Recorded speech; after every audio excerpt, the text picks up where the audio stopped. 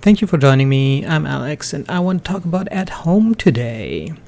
So they're a big box retailer and they do a lot of home decor and stuff like that, which is kind of a problem right now where like 40 million people don't have a job. So that's going to be a problem, but ironically the stock is up huge. So current price is $12.41. Market cap is 797 million. The stock price dropped to like $1.40 during this year. So if you got in on that floor, that's going to be pretty epic. Dividend is 0. I don't expect that to change in any time frame that I really care about.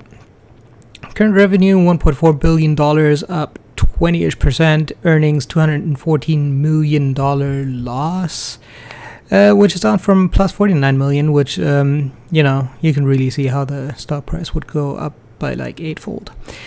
Current PE is negative 0.75 with a forward PE unlisted. Obviously that's kind of a problem when you lose 75% of your market cap in a single year. Obviously that's going to change again. If we compare the current stock price to last year's profit, though, that's under 20, so that would be decent. Total assets $2.7 billion, total liabilities $2 billion, which gives them total stockholders equity of $609 million.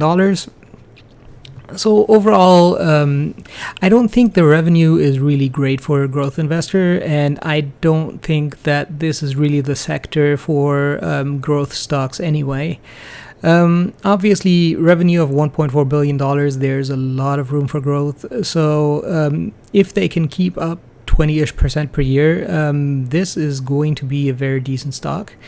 If not, I would think that especially this year, it's going to go down significantly. I'm not sure about next year. I'm not sure if they can recover. But overall, I would say that the revenue in this sector during a recession is definitely a problem.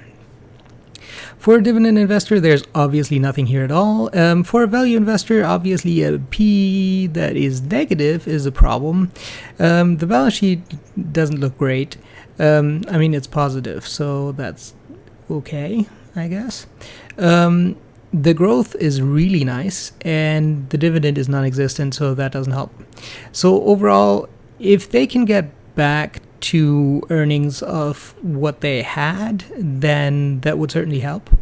But I don't really like the lack of a dividend, the balance sheet. The growth is nice. The earnings are nice.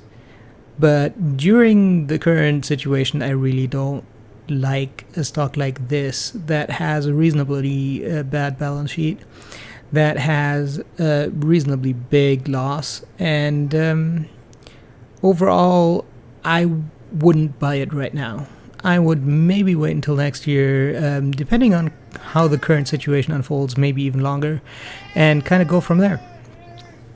That's it for me for today. If you like this video, make sure to subscribe. I'm coming out with more videos every day before market open. I hope you have a successful day.